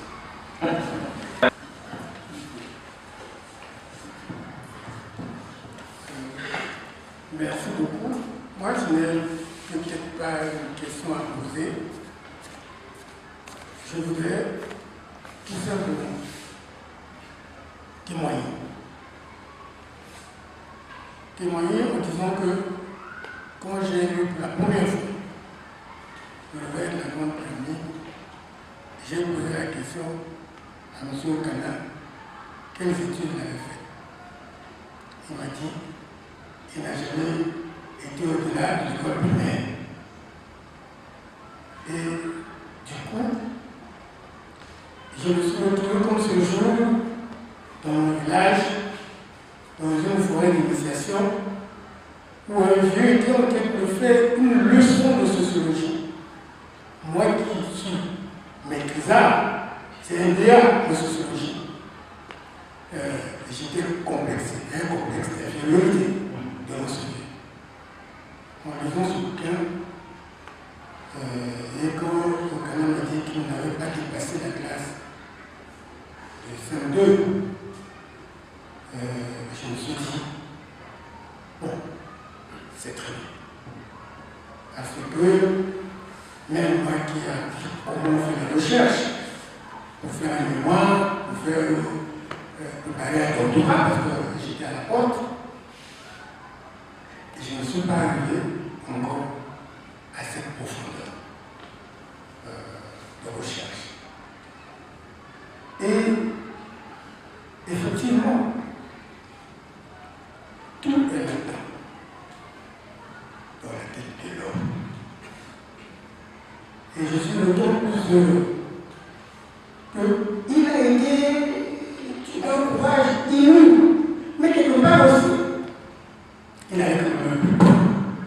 Parce que je lui ai posé la question, pourquoi tu t'attaques de formation directement? Mais la franc-maçonnerie, pour ceux qui connaissent l'histoire, qui ses origines, la Chine ancienne, la Grèce ancienne, et dans la tradition judéo-chrétienne, surtout dans la tradition judéo-chrétienne. Et en fait, la franc-maçonnerie se confond un peu avec l'esprit juif, qui est l'esprit de domination du monde. Parce que les juifs sont organisés comme ça. Mais aujourd'hui, oser l'écrire, c'est se lever tout le monde entier contre eux. Parce qu'ils sont aux commandes partout. Et si vous regardez bien, l'homme, effectivement, est rendu ignorant. L'homme est rendu ignorant par les pratiques religieuses, par les idéologies politiques, et l'homme n'est pas libre. Moi-même, je suis à la quête. Je fais des recherches dans ce domaine-là. Et c'est pour ça que j'ai trouvé ce livre très important. Je l'ai lu peut-être deux, trois fois. Je laisse passer encore le temps, je vais le relire. La seule question que je vais poser à M. Okana, est-ce que vous êtes capable de défendre ce que vous avez écrit? Aujourd'hui, je viens d'en avoir la preuve. Je sais qu'il pourra le défendre devant n'importe quelle assemblée du monde. Et ça, c'est un vote. Voilà ce que je voulais dire. Merci. Merci pour même ce témoignage de monsieur l'ambassadeur. Vous savez, avant qu'on ait continué avec la liste, c'est aussi ça. Dans la vie, quand on croise des gens qui vous comprennent, qui comprennent votre rêve, votre vision et qui vous aident à le réaliser, c'est une très bonne chose. Là-dedans, il y a le doyen des cinéastes congolais, le tout premier, M. Kampa, qui avait cru, bien qu'on lui ait présenté un scénario en désordre, mais il n'avait pas vu la forme, il a perçu le fond et il a stimulé Anissé Blaise Okana, et ça fait 20 ans qu'ils marchent ensemble. L'ancien lui transmet ce savoir scientifique et technique. Mais monsieur l'ambassadeur, maîtrisard de son état, quand il a vu, il n'y a pas eu de complexe de supériorité comme pour dire d'où tu viens, qui es-tu. Même moi qui suis ambassadeur, je n'ai pas écrit des choses comme ça, je n'ai pas osé faire des recherches sur ces choses-là, mais il s'est penché sur la chose, il a pensé, et quand il a vu un travail écrit, peut-être présenté en désordre, il a organisé, il a donné des conseils qu'il fallait, et ça a donné ce résultat. Donc c'est pourquoi il dit la version revue et corrigée qui se trouve là. C'est de très bonnes choses. Et donc pour confirmer ce que monsieur l'ambassadeur vient de dire, page 129, 1, 2, 3, 4e paragraphe, on dit les religions judéo-maçonniques conquirent le monde d'après les assertions du péché en accusant l'homme de pécheur. Donc c'est cette vision-là que Blaise Okana a eue et il a touché du doigt, et ça a intrigué bien sûr son excellence, et c'est tout un l'honneur de l'écrivain qui est ici. Donc, monsieur Raymond Malonga, ils ont l'oreille partout, donc quand vous parlez. Merci pour m'accorder la parole. Je félicite tout d'abord l'auteur et son ouvrage. Je voudrais tout simplement que l'auteur nous éclaircir sur ce qu'il a souligné, que le soleil est notre géniteur et la terre est notre matrice. Je vais tout simplement les éclaircir sur mon merci. Super. Ça nous a intrigué aussi autant que vous. Le soleil est notre géniteur et la terre notre matrice. D'abord, c'est M. André, c'est par, s'il faut appeler ça coup de chance ou malchance que je sois ici, parce que l'invitation n'était pas destinée à ma personnalité, mais curieusement que c'est moi qu'on envoie. Vous êtes deux à avoir vécu ça aujourd'hui. Voilà, donc je suis des linéaires. C'est tant mieux. Vraiment, je remercie sincèrement mon très jeune frère, l'auteur du livre, mais sauf que je ne l'ai pas encore lu. C'est ça mon défaut. Je ne l'ai pas encore lu, donc c'est difficile que j'ai vraiment une très grande appréciation pour le contenu. Et sauf que moi je voulais un peu savoir, quand il a parlé un peu de la réincarnation, alors est-ce qu'il ne faut pas aussi parler du karma? On peut aussi parler du karma quand on parle des libres arbitres aussi. Je voudrais avoir des précisions. Est-ce qu'on ne peut pas parler du karma, on ne peut pas parler aussi du libre arbitre dans ces domaines-là? Et en outre, mais quand il faut voir l'évolution, est-ce qu'on ne peut pas faire une analyse approximative avec la loi de la vibration? Et pour terminer, je voudrais aussi connaître, est-ce qu'il n'y a pas, on ne peut pas faire aussi un parallélisme avec la puissance spirituelle du fer? Parce que j'ai participé à une conférence comme ça, d'un frère qui a sorti aussi un livre spirituel où il parle des Aéniens. Alors, je crois que ça va aussi de pair dans tout ça. Voilà un peu, je voudrais avoir des explications sur ça, si vous en avez. D'accord, on est sûr, comme monsieur l'ambassadeur l'a dit, que le moment venu, vous aurez des réponses conséquentes par rapport à ça. Son Excellence est sûr de son problème, donc il n'a pas fait monter sur le ring pour rien.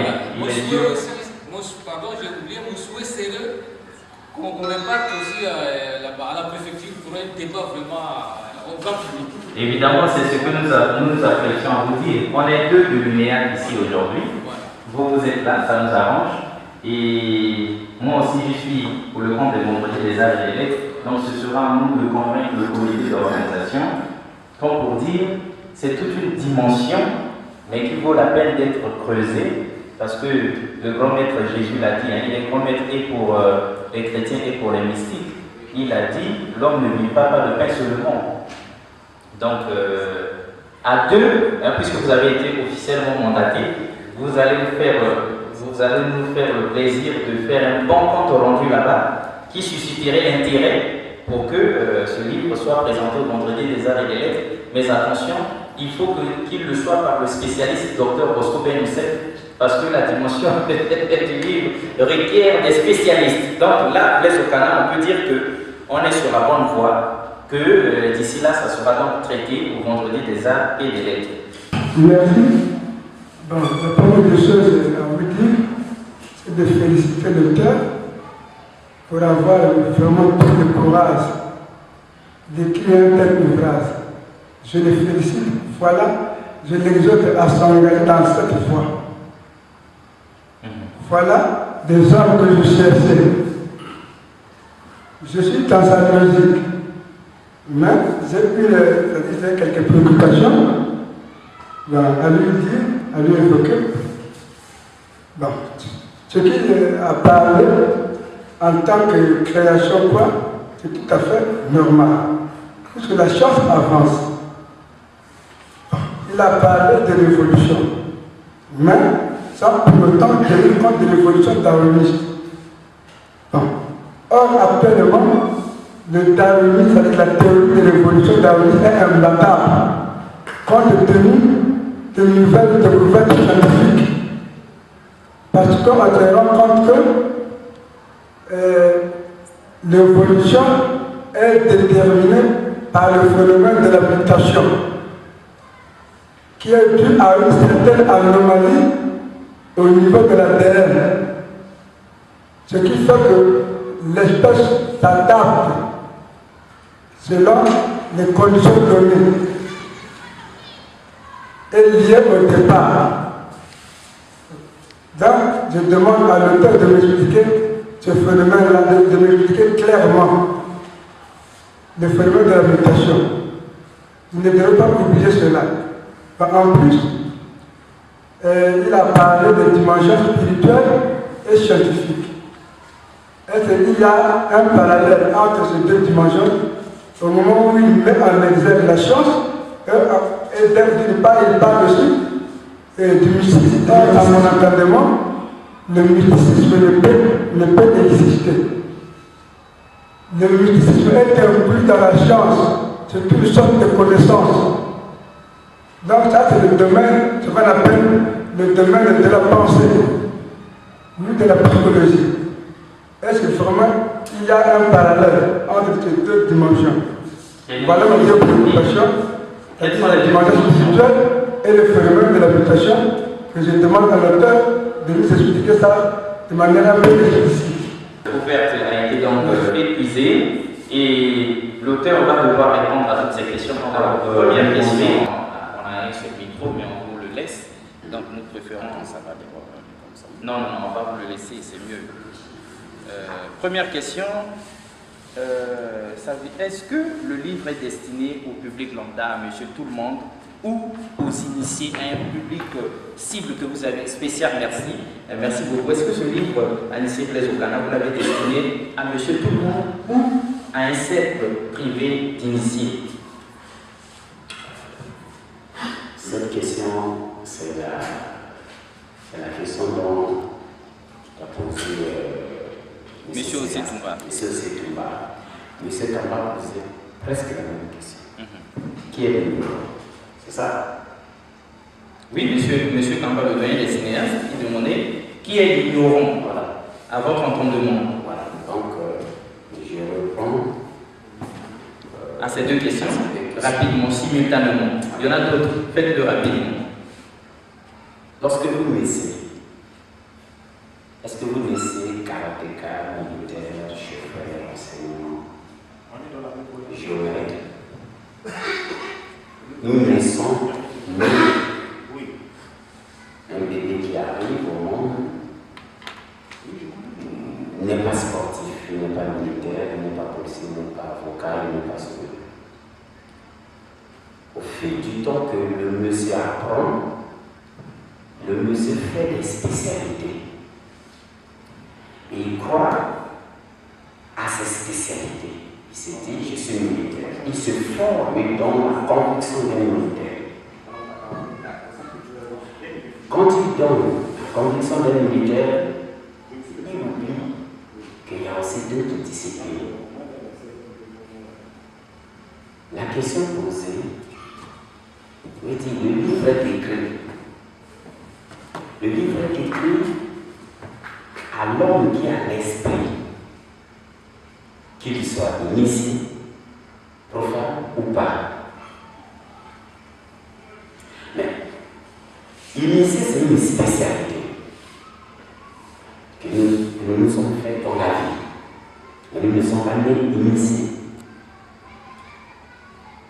Tout le monde, nous courons, et pourtant nous tous nous avions couru. Mais les autres ont fait des chars, des salaires métiers, ils ont des médailles, ils voyagent de par le monde, parce qu'ils courent, ça disait qu'ils courent plus rapide.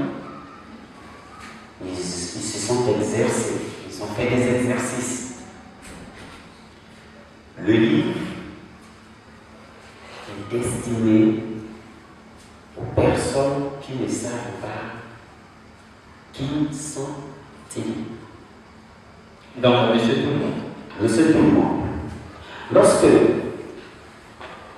le jour où vous allez découvrir qui vous êtes, réellement vous devenez aussi un initié. Alors, ce n'est pas au maître de donner à l'initié. Le maître fait découvrir l'initié sa vraie nature. Oui, mais non, le livre il est destiné à monsieur tout le monde, pour qu'on puisse coller à la question. Est-ce que ce même livre, vous le destinez aussi aux initiés, aux vrais initiés qui ont déjà la nuance de la spiritualité dans leur représentation spécifique? Non, il n'y a pas un vrai initié, il n'y a eu que des initiés qui se sont spécialisés. Ceux qui se sont spécialisés, ce sont des vrais. Voilà. Bon, c'est le mot vrai. Bon. Pour Pégou, est-ce qu'il existe de vrais initiés au Congo ici où nous sommes?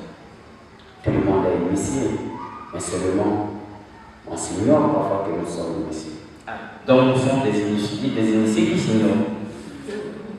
Hein? Nous sommes des initiés qui s'ignorent. Ce livre vient pour nous ouvrir les yeux à notre propre réalité, à notre propre être. N'est-ce pas?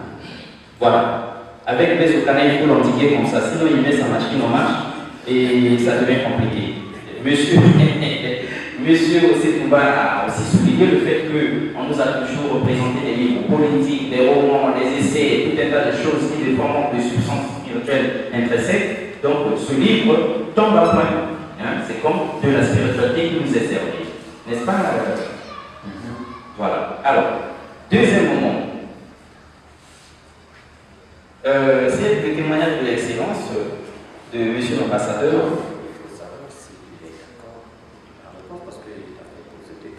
On va ouvrir. Hein? Est-ce que le livre est destiné? Oui, c'était une réflexion, la deuxième question. Parce que si on a le temps, hein, on coupe pour gagner le temps de répondre à toutes ces questions, peut-être que ça va susciter une autre question. Donc, monsieur l'ambassadeur a parlé, la première question qui lui est arrivée, quelle étude avez-vous faite? Et quand vous lui dites que vous n'avez pas fini, vous n'avez pas été au collège, donc rien que des études primaires, ça vraiment. Et c'est ce que nous disions au départ, que ce livre est une grande victoire. C'est un autodidacte qu'il a écrit. Et quel est-il cet autodidacte? C'est quelqu'un qui n'a eu que des connaissances d'école primaire.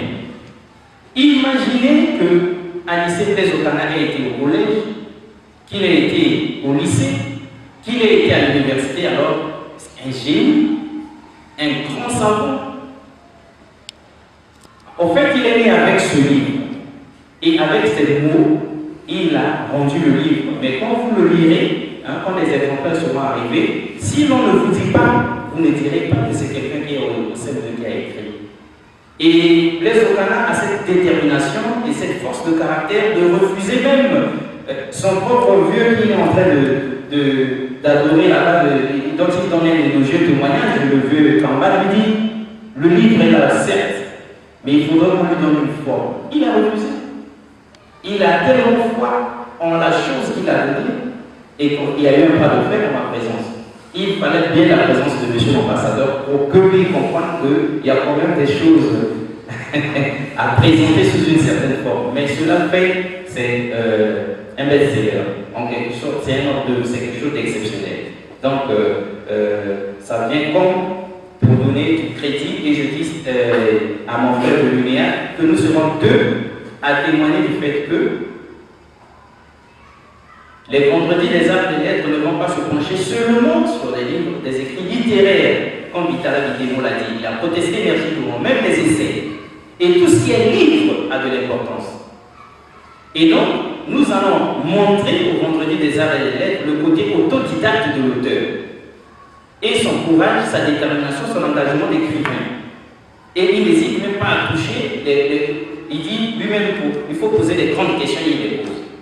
Et il nous donne des réponses, même si nous ne sommes pas d'accord avec ces réponses. Mais il est prêt au débat. Donc, on a votre apport et on est content. Troisièmement, M. Raymond Malonga, il a félicité et il dit actuellement la théorie de l'évolution est imbattable. Qu'est-ce que vous pouvez nous dire aujourd'hui avec ce que vous amenez? Comment expliquer le phénomène de mutation? Puisque c'est ça qui caractérise le monde actuel. Vous êtes d'accord avec Darwin, vous êtes d'accord avec le phénomène de mutation et vous êtes dans la dynamique de l'évolution du monde. Vous êtes contre cette théorie et vous êtes à côté de la plaque. N'est-ce pas, c'est monsieur Raymond Malonga, n'est-ce pas? Voilà. Qu'est-ce que vous dites de ça, les autres? Je suis devant la presse. Je sais que le métier du journalisme, c'est un métier où on va avoir une diplomatie de parole. Mutation. Mutation ne veut pas dire original. Il y a l'original, on a l'original et on a un autre corps qui vient comme créer un conflit avec le premier corps. C'est ce que nous appelons mutation. Or, lorsque nous suivons bien la théorie darwinienne, la théorie de Charles Darwin, il ne s'agit pas d'un conflit, mais il s'agit d'une évolution. Je suis jeune, non, je suis bébé, je suis là, après j'ai les barbes, après j'ai les cheveux blancs, après. Vous voyez, c'est un processus. Ce n'est pas une révolution qui se crée. Si je vois, c'est que vous voulez dire Darwin. Lorsqu'il y a mutation dans cet corps, il y a obligatoirement cancer. Et le premier corps doit mourir pour laisser place au deuxième corps. Je ne sais pas si je suis entouré de... Parce qu'un autre corps qui vient inhiber dans le premier corps, il y a un conflit. Les deux corps, c'est là. C'est combat. Un doit mourir, l'autre doit continuer. Comme dans la théorie de Darwin, où les plus forts continuent la course, les plus faibles le temps. Voilà. Pour ce vous qui êtes spécialiste, dites-nous quelque chose sur la question peut-être que nous n'avons pas pénétré en profondeur. Qu'est-ce que vous pouvez ajouter? Il faut essayer un peu de résumer les réponses, en fait, les questions posées. Pour la première question, ceux qui veulent bien la comprendre, le livre répond à ça, à sa page 47, sur à qui le livre est destiné et qui est le mourant. La page 47 répond à ces deux questions. Alors, le livre stipule l'homme horizontal et l'homme vertical. Les deux hommes sont là. Il dit ceci, l'homme vertical subit le poids du temps. Pour ceux qui ont lu les grands savants tels que Einstein, le temps est une matière flexible. Le temps et l'espace, bien sûr. Pour ne pas appeler ça le tissu spatio-temporel. Il le stipule et il dit l'homme vertical subit le poids du temps. Mais l'homme horizontal évolue. Maintenant, je réconcilie les deux théories. Je crois qu'on nous a posé la question sur la mutation. Écoutez, ne prenez pas la terminologie spécialisée et l'adapter sur nos compréhensions. Je vous lis. Il existe des grands types de mutations. Il y a la mutation ponctuelle et la mutation somatique.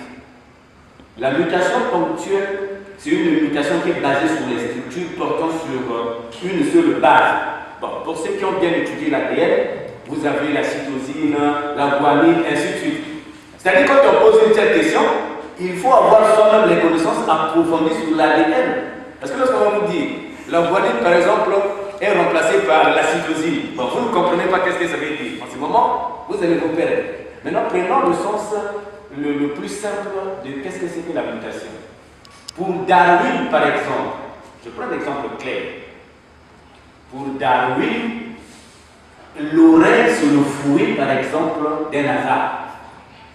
Au début, ce n'était pas l'oreille. Mais à force de mutation et de changement, l'oreille est apparue.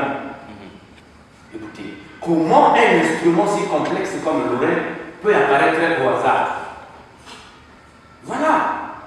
Comment expliquer? Alors que les capacités d'entendement, par exemple, d'un moucheron, le moucheron, vous pouvez mettre la musique depuis, je ne sais pas, l'Europe ou la coupole, à des basses fréquences. Le moucheron peut développer plus de 345 Hz et capter la musique et toi-même tu ne peux pas. Donc on peut dire que ça c'est le fruit du hasard.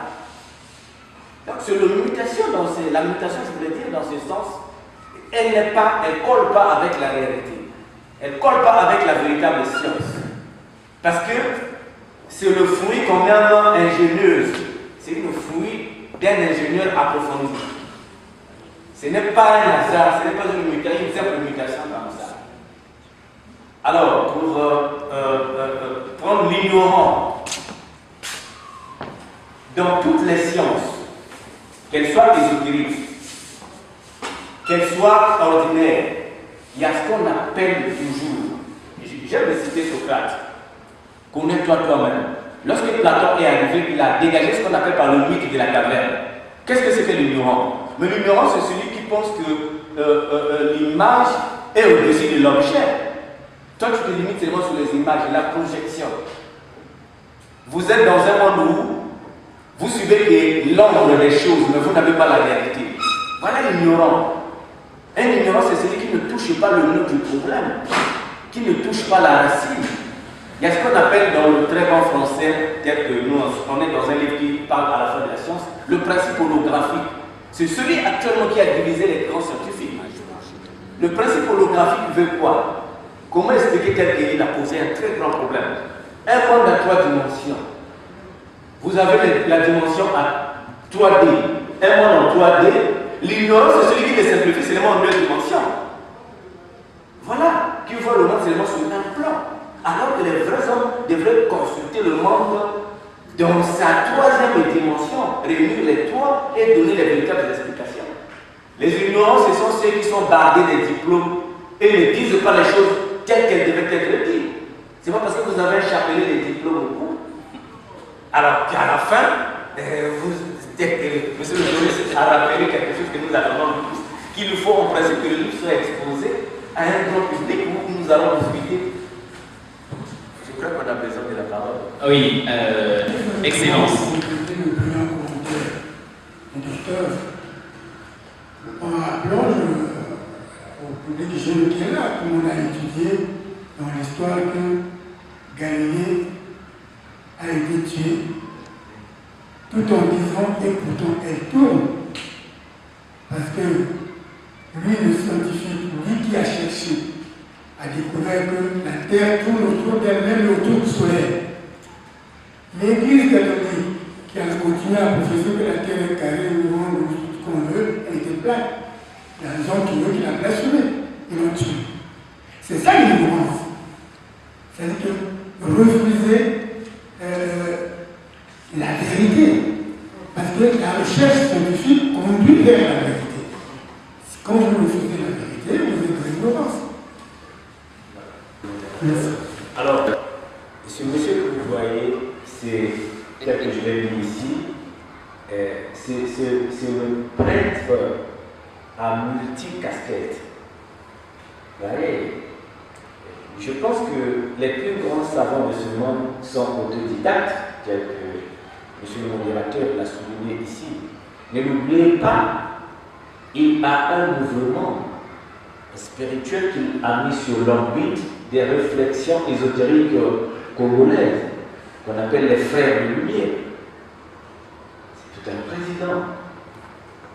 Il a animé Sergidra, un cercle de réflexion où les jeunes en fait, qui avait les potentialités de l'élévation de l'Afrique, qui a été s'échapper, qui a mis monsieur le modérateur Alexis Bongo, et sur la révolution. Parce que l'ignorant ne sait pas d'arrêter seulement là-bas. L'ignorant, ici, c'est un terme générique, n'est-ce pas? Qui est, pour ne pas dire affolé, que ce soit aux intellectuels africains, ainsi de suite, qui ont pensé que sur la pyramide à trois côtés, le côté scientifique, le côté divin, c'est-à-dire mystique, entre parenthèses, ainsi que le côté psychologique, qui n'est autre que émotionnel, il faut renverser la pyramide tout en détruisant la réflexion scientifique. En parenthèse,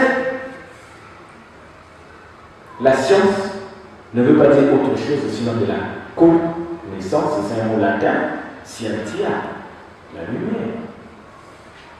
Alors, cet homme a plusieurs casquettes. Il est à la fois président du CRGDRA, il est à la fois président d'un grand cercle de réflexion et un mouvement de spiritualité, les frères de lumière, ainsi de suite. Tel qu'a dit monsieur le modérateur, partout il y a les entités qui réfléchissent. Cet homme a toujours voulu donner son savoir-faire, je veux dire. C'est pour ça qu'il est appelé président. Donc voilà un peu en résumé ce que nous entendons. Merci, docteur Bosco Benissé. Et donc, c'est complexe, hein, en fait, les sujets que Blaise Okana aborde et les réponses qu'il donne. Ces réponses, nous allons convenir, ces réponses sont même mystérieuses. Nous allons lire page 59. On dit, on reconnaît le premier effort du capital humain des hommes lorsque ceux-ci décidaient de tourner le dos à l'ignorance en déclarant la guerre à la nature et aux autres forces physiques, espèces animales ou végétales. Donc lui, il dit que le premier effort du capital humain consiste à décider de déclarer la guerre à l'ignorance. De tourner le dos à l'ignorance. Et qu'est-ce que tourner le dos à l'ignorance? Tourner le dos à l'ignorance, c'est déclarer la guerre à la nature et aux autres forces physiques, donc les espèces animales et végétales. Et là, nous entrons dans le conflit, dans le truc de Darwin qu'il met de côté. Et quelque part, il dit les hommes fabriquèrent des armes pour se protéger contre les attaques des bêtes féroces. Ils fabriquaient des rameaux pour voyager sur l'eau. Enfin, il dit les hommes étaient les seules espèces vivantes qui menaient la vie en solitaire. Quand apparut la vie communautaire, les hommes se plaçaient au même rang que les autres espèces vivantes qui vivaient déjà en communauté. Pas de conflit avec les autres, tout était au même niveau. Jusqu'à ce que les hommes, eux, se démarquent en fait en tournant le dos à l'ignorance et les autres espèces sont certainement restées sur la même logique. Alors, donc, il y a plein de choses à boire et à manger dans le truc, mais nous prenons maintenant M. André. On va bien à la suite. Monsieur Alexis. Oui. Il fallait répondre, je crois, à la du frère. Je crois qu'il a parlé aussi du mysticisme, un truc comme ça. Ah oui. Il a fait la comparaison entre les deux. Bon, il a demandé si on pouvait dire quelque chose. Voilà, le mystère, c'est pas le mysticisme. C'est deux champs de réflexion différents. Le mysticisme, c'est toute une doctrine. Le mystère, c'est une vérité, n'est-ce pas, qui existe déjà, mais réservée à certaines personnes qui ont des connaissances approfondies sur ça. Donc, ce cercle, si vous n'y êtes pas, vous devez vous faire initier pour approcher le mystère. Maintenant, le mysticisme, c'est l'altération des mystères. C'est une doctrine. Si vous n'acceptez pas, en principe, ça rejoint le dogmatisme. Or, ici, il est question des mystères, du dogme religieux, pas le mysticisme. Vous savez, nous avons un défaut, on va le dire sans monopoliser la parole. Nous, les Congolais, nous sommes frappés parce que monsieur le journaliste avait intitulé une fois, en pleine émission, sur les faux paradigmes. Je ne sais pas si vous vous rappelez. Voilà le Congolais. Nous sommes frappés sur les faux paradigmes. Je prends l'exemple, parce qu'on a cité, je crois, quelque part dans le livre. On dit, les Africains sont animistes. Voilà, l'animisme, fétichiste. Nous sommes frappés sur les faux paradigmes. Maintenant, lorsqu'on nous pose la question, qu'est-ce que ça veut dire? On n'arrive plus à les toucher debout. On est perdu. Nous avons souligné ça dans ce révolution-ci, est-ce que ça fait pas partie de la mauvaise volonté de l'homme blanc pour maintenir le noir dans ce que nous appelons couramment ici l'ignorance? Nous attachons sur les faux paradigmes. L'Africain fétichiste, l'Africain est animiste, le mysticisme africain. Voilà. Alors les véritables problèmes sont ici, l'ignorance, qu'il faut laver d'abord, puisque le philosophe est comme le prisonnier platonicien qui est appelé à briser les chaînes de sa caverne. Il faut briser ces chaînes, c'est ce que cet homme est arrivé. Il a la massue de Mars, le plus grand dieu de la guerre. Il faut casser les chaînes de l'ignorance et libérer l'homme. Il y avait une statue ici, en parenthèse, on n'est pas obligé de rappeler l'histoire. Il y a une femme au bureau que je ne sais pas très facile. Alors il faut le faire. Casser les chaînes et soulever les mains. C'est vrai, les pérégrinations de la révolution ne seraient pas là. Oui, au nom de cette papier, ça a été enlevé, mais ça a été remplacé par une symbolique très gentille, mais la symbolique, le message des chaînes brisées, c'est ça qui nous intéresse. Alors, Blaise Okana, il y a une autre question de mon frère André de Lumière. Réincarnation, oui, vous en avez certainement parlé, mais est-ce qu'on ne peut pas parler aussi de karma, du libre arbitre? Une intelligence qui a fabriqué, c'est une très très longue chaîne scientifique. Commençons par atome. Atome a donné molécule, molécule a donné la cellule, et la cellule a donné son espèce. Donc, nous rejetons la théorie selon laquelle le monde avait été créé par Dieu. Et pas seulement notre terre, mais il existe plusieurs terres.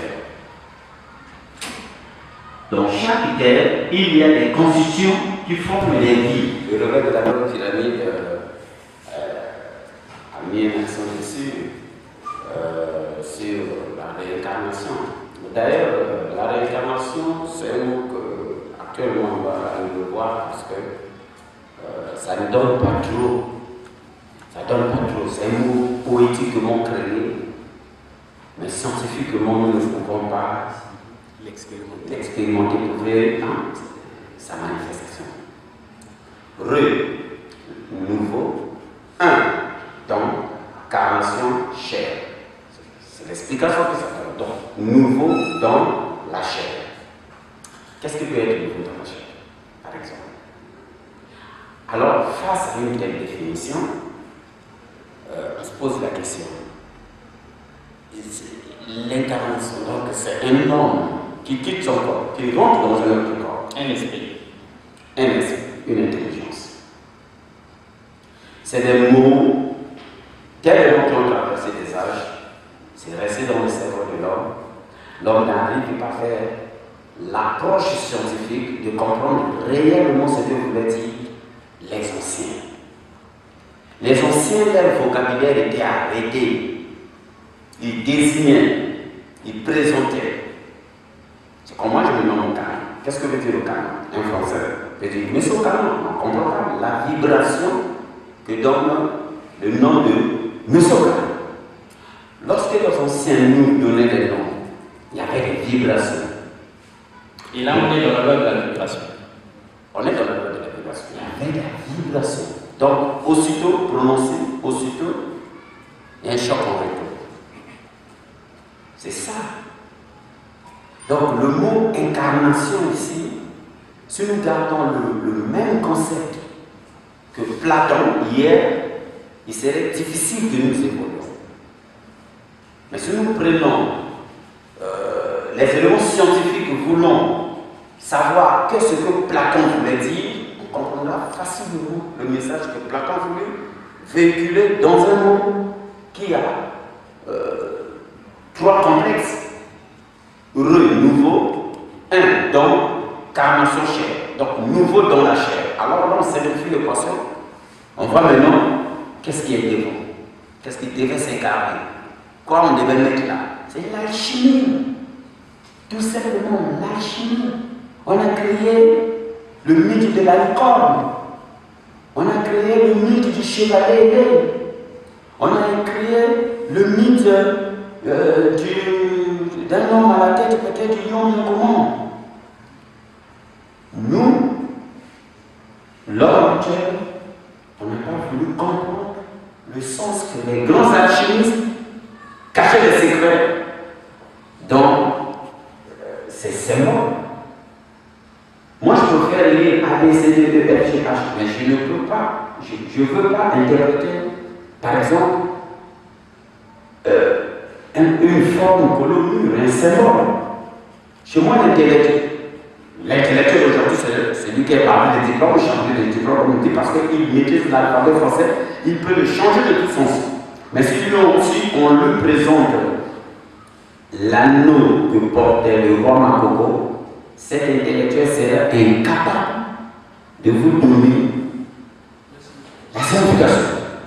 Parce qu'il n'a pas appris ça à l'école. Voilà. Le carreau du puzzle qui montre chez l'homme. L'homme a un cerveau capable d'adapter, mais il n'a pas un cerveau de créer. L'homme ne crée pas. C'est notre société. C'est pour cela que dans ce chapitre, j'ai réservé un chapitre mythe et tradition. Mythe et tradition. Nous avions bâti nos comportements dans ce qu'on nous a. Donc, le mot incarnation, c'est ce que veut dire. Maintenant, le mot karma. Rapidement, parce que... On prend le karma. Le karma veut dire je paye ma dette. C'est ce que veut dire, non? Mais quelle dette avez-vous pris? Vous payer.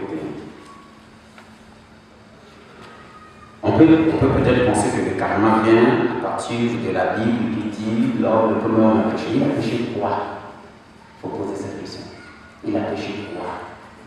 Le seul péché que l'homme peut se condamner, c'est de ne pas faire exprimer son libre arbitre une fois qu'il est en face d'une décision. Moi, si je vois la chose en rouge, vous ne pouvez pas me dire que la chose en vert. Je dis non, c'est rouge. Parce que j'exprime mon intérieur. C'est ça la liberté. Bon, le péché d'abord se repose sur ma tête et que moi je dois payer.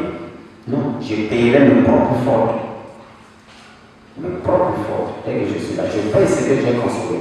Si je ne consomme pas, je ne paye pas.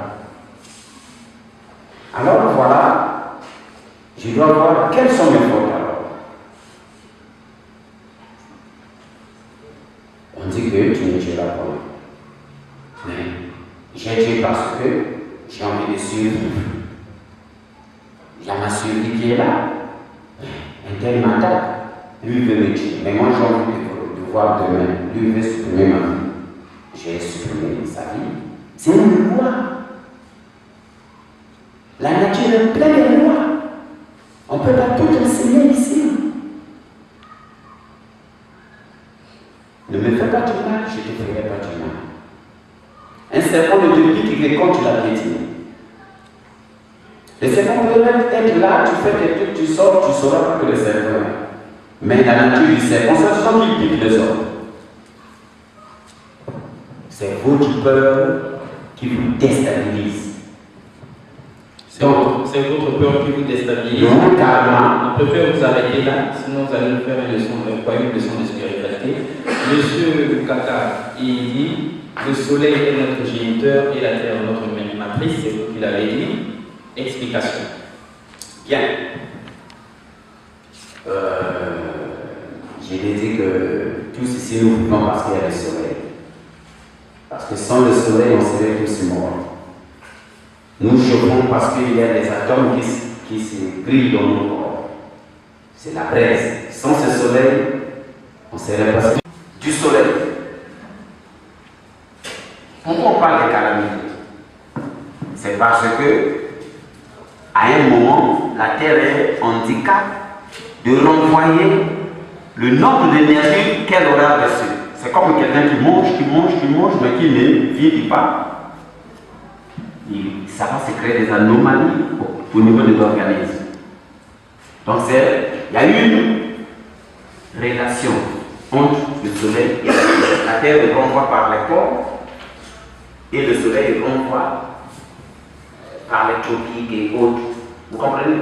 La ligne d'équateur. La ligne de l'équateur, c'est pour recevoir le soleil. Les pôles, c'est pour faire repartir dans l'espace. Et c'est ça qui forme notre atmosphère. Notre traitement fait ne dépend que de ce cycle. Sans ce cycle, plus rien. D'accord, c'est tout bien expliqué, mesdames et messieurs. Avant que Vignier, docteur Bosco Bénézet.